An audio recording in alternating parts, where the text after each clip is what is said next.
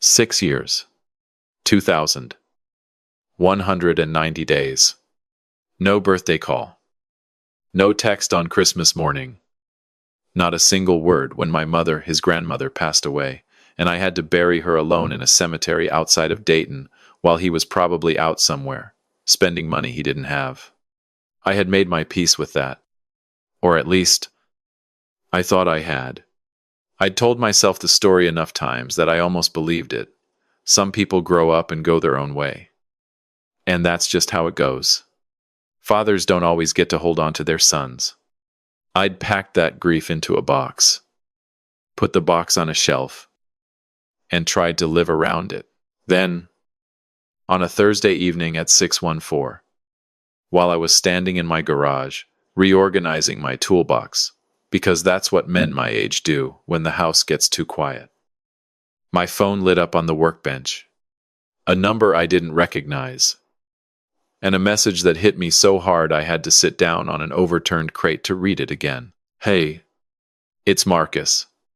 I saw your post about the Tahoe cabin on Instagram. Looks like you're doing well. I think it's time we reconnected. I've booked a table at Harlow's Steakhouse for next Saturday. Ce qui se paie. Come with $200. 000, ready to transfer. Or don't bother coming at all. I read it 4 times. Then I set the phone face down on the workbench and stared at the pegboard on the wall for about 2 minutes without moving. Not I missed you. Dad. Not I'm sorry it's been so long. A transaction. A figure. A deadline. The kind of message you send to a bank. Not a father. I want to be honest with you about what happened inside me in those 2 minutes. Part of me felt the thing you'd expect, a hot, clean flash of anger. But it burned out fast. And what was left underneath it was something older and slower and much harder to name. Something that felt, embarrassingly, a lot like hope. Because buried inside that mercenary little text were 4 words that had nothing to do with money. I think it's time. And I grabbed onto those 4 words the way a drowning man grabs a floating piece of wreckage, not caring too much about where it came from or what shape it's in. Just needing something to hold. I went inside, sat at my kitchen table, and tried to remember the last time I'd seen Marcus in person. He'd been 24, standing in my living room, not standing so much as vibrating with rage. Because I had declined to liquidate my retirement savings to fund a business venture, his girlfriend at the time had cooked up an artisanal supplement brand that was going to make them both millionaires by 30. I remembered the exact words he used. You've never believed in me. Not once.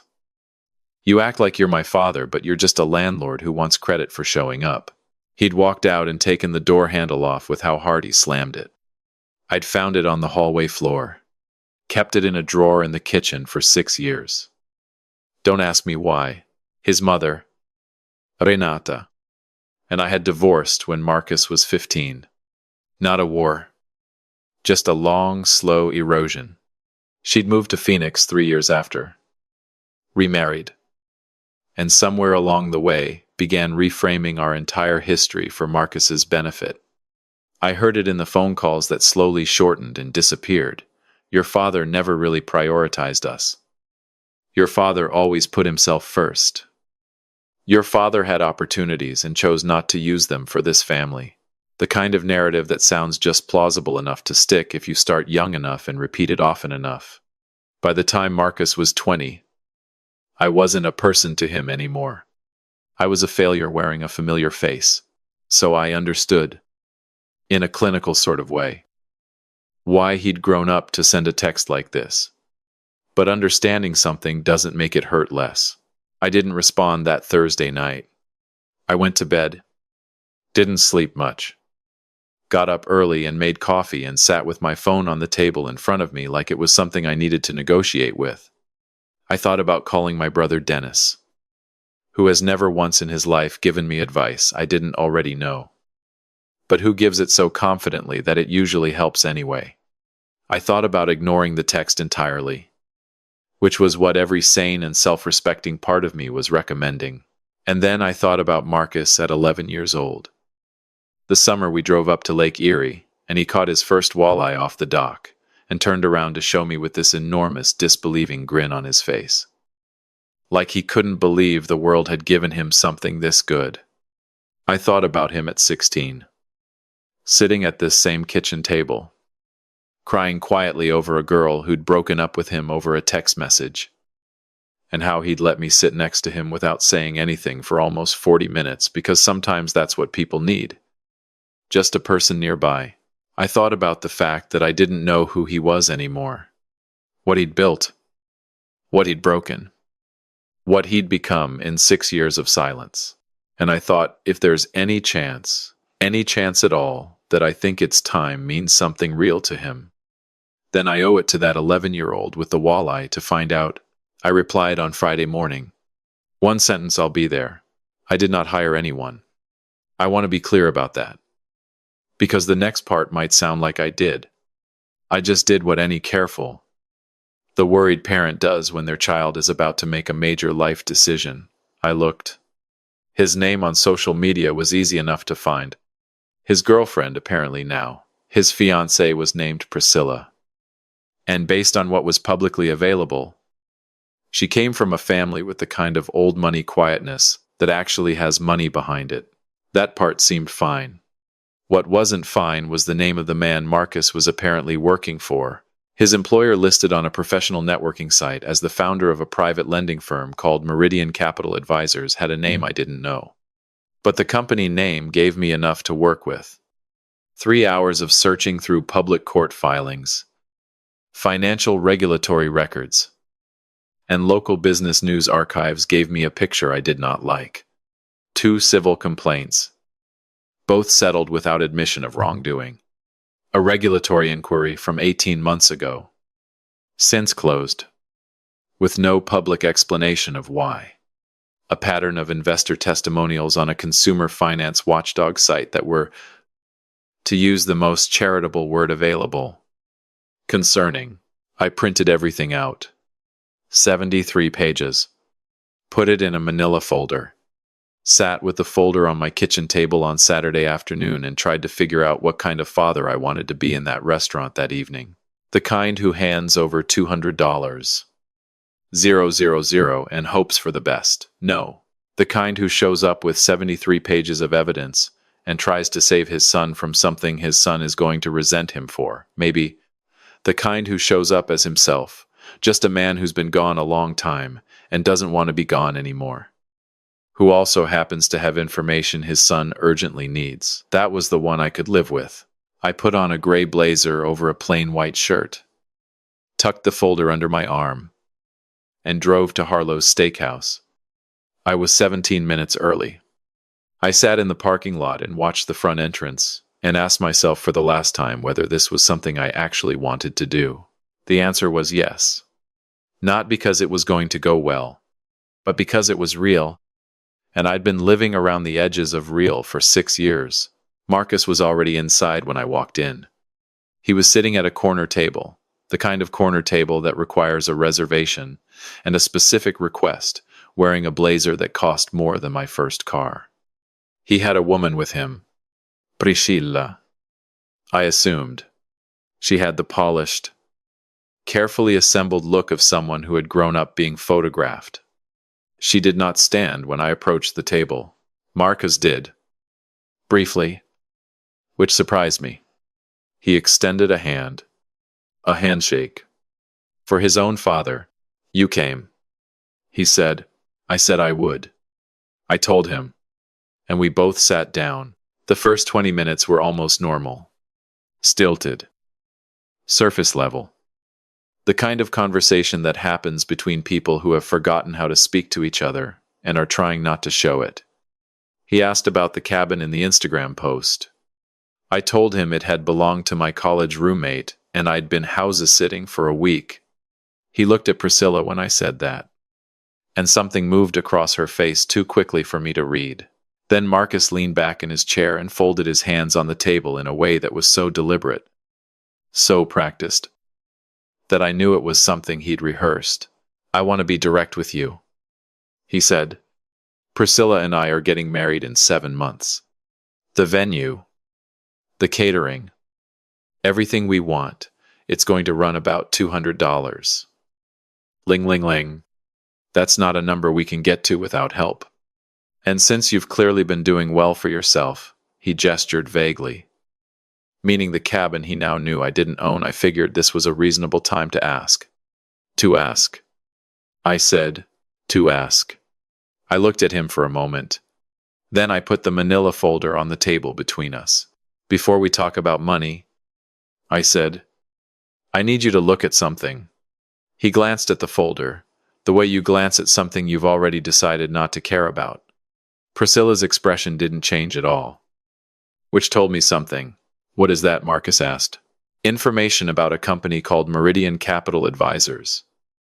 I said, specifically about the man who runs it, and who I believe is currently managing money that may or may not belong to him. The table went very quiet. That's Raymond's firm, Priscilla said, and her voice had a new quality in it. Still controlled, but thinner. Raymond Alcott. I said, yes. I've been reading about him. Dad. Marcus said my title like a warning. 73 pages. I said, tapping the folder. Take them home if you don't want to read them here. But read them. Before you marry into whatever this man is doing with other people's money. Read them. Marcus looked at me. Then at Priscilla. Then back at me. The look on his face was not curiosity or gratitude or the stunned openness of someone whose mind is about to change. The look on his face was the one he'd had in my living room at 24. Hardened. Decided. Is this why you came? He said. To play detective. To ruin this. I came because my son asked me to come. I said. And because I love him enough to say something nobody else in his life is apparently going to say. You don't know anything about my life. Marcus said. His voice had dropped to something that was trying to be composed but wasn't quite making it. You're right. I said. I don't. But I know what a regulatory inquiry looks like. And I know what settled civil complaints mean in practice.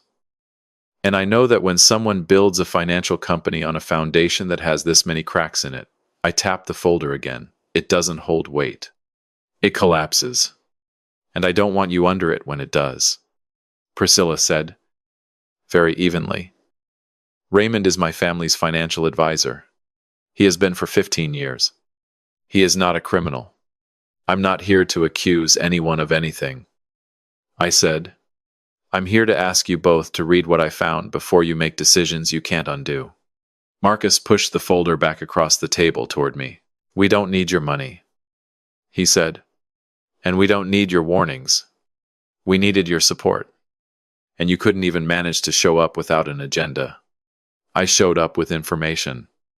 I said, an agenda would have been silence. He stood up from the table. Priscilla stood with him. One smooth motion. Choreographed. We're done here. Marcus said. I picked up the folder. I tucked it back under my arm. I stood up too. Not in anger. Just because I wasn't going to sit there alone in a corner of a steakhouse watching them walk away. The offer stands. I said, not the $200. Ling ling ling. But me. I'm here. I'm not going anywhere. And if you ever want to talk about any of this, you know where I am. He didn't answer. They walked out past the hostess stand. And I stood there for a moment, in the low amber light of Harlow's Steakhouse. And then I paid for the drinks, 3 club sodas, $17, and went home. I told myself I'd done what I could. What I did not know, sitting in my car in the parking lot at 9:43 p.m., watching the restaurant sign blink off, was that I would not have to wait very long for the folder to matter. 11 weeks later, on a Tuesday morning, I was in my workshop when Dennis called me and said, turn on Channel 7. Right now. I came inside and turned it on, in time to see a chyron reading Federal Charges Local Wealth, Advisor arrested in $4. 1M investor fraud scheme. And above it, a photograph of Raymond Alcott being walked through a parking structure by 2 federal agents. I sat down on my couch. The news segment ran for 6 minutes. Raymond Alcott had been operating Meridian Capital Advisors as what investigators were now describing as a sophisticated long-term fraud, a network of shell accounts and fabricated returns that had taken in more than $4 million from private investors over 7 years. Several victims were named in the complaint. 2 were described as retired couples who had lost their entire life savings. 1 was a small family foundation. 1. In an aside that the anchor delivered without any particular emphasis, was described as a local family with close personal ties to Alcott. I turned the television off. I sat in my living room, and I thought about Priscilla's face when I'd said the name Raymond Alcott. The control. The thinness beneath the control. She'd known something was off. Maybe she hadn't known exactly what. Maybe she'd chosen not to look. And I thought about my son. About what it means to have built your future around a man who was lying about the foundation the whole time. I went to bed early that night. Woke up at 4 a.m. and couldn't get back to sleep. Made coffee and sat at my kitchen table and looked at my phone and did not call Marcus because he needed to find his own footing in this before I tried to be part of it. Thursday evening, 47 hours after the arrest. I was in the living room reading when I heard the knock. Not a knock. Pounding. The kind of knocking that doesn't care about social norms or appropriate hours or what the neighbor across the street might think. And then, muffled through the door, Dad. Dad. Please. Open the door. I set my book down on the side table. I stood up slowly. Slower than I had to. I needed those extra seconds the way you need to breathe before you step into cold water. I opened the door. Marcus was standing on my porch, and he looked like he hadn't slept since Tuesday. He was wearing the same blazer from the restaurant, now deeply wrinkled, with a coffee stain on the right cuff. His eyes were raw in a way that takes real sustained crying to produce. He was standing the way people stand when their body isn't sure if they have the right to take up space anymore. They arrested Raymond, he said. Like I might not know. I said. Priscilla's family lost almost everything. Her parents, he stopped. Swallowed. They lost their retirement. All of it. It was in his accounts. Everything. I'm sorry, I said. And I meant it. Genuinely. Not for the people who'd sent a young man to demand money from his own father. For the parents. For the retirement that was gone. For what that kind of loss does to a family. The folder? Marcus said. His voice cracked on it. You had all of it in the folder, and I pushed it away. You weren't ready to read it. I said. I should have read it. I should have. He stopped again. Something was happening in his face that was different from anything I'd seen there in a long time. The hard, decided look was gone. What was left was younger. Terribly young. Why didn't you come after me when I walked out of the restaurant? Why didn't you come after me? I thought about that for a moment before I answered. Because you're 30 years old. I said. And because coming after you would have meant I didn't trust you to come back. He stood there in the porch light. And I watched my son work through something very difficult, with no tools except what he'd grown in 6 years without me. Which turned out to be more than I'd feared, and less than he'd needed. I've treated you like a bank account, he said finally. Since I was 24. I've treated you like a resource, and I convinced myself it was your fault. Your mother told you a story. I said. You were young. Stories stick. That's not an excuse. No, I said. It isn't. A long silence.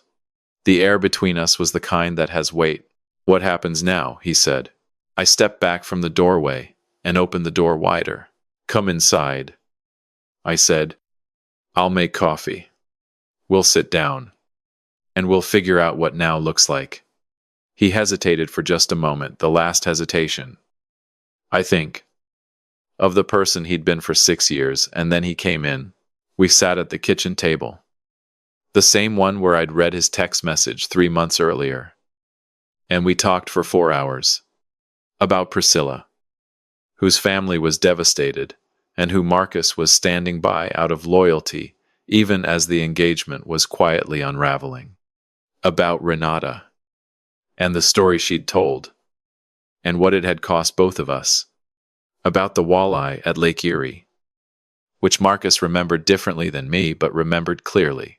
About what it might look like to start over. Slowly, without any guarantees. I did not offer him $200. Ling ling ling. I did not offer to fix anything. I offered to pay for a therapist. Because I knew he'd need one. And because that's a real offer and not a transaction, I offered to have dinner again.